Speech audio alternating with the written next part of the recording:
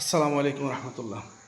طلع البدر علينا من ثنيات الوداع وجب الشكر علينا ما دعا لله داعي।